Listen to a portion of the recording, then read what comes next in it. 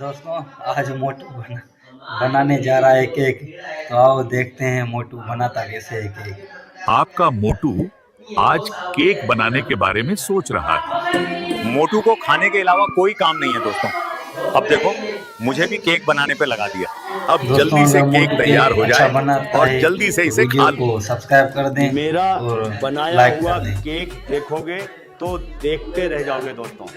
दोस्तों अब पतलू इसे ओवन में बेक करने के लिए रखेगा। तो दोस्तों आप जानते हो कि मोटू मेरे बिना केक कभी नहीं बना सकता, वो बस खा सकता है। मोटू की जोर सिर्फ खाने पर लगता है और पतलू का बनाने पर। क्यों?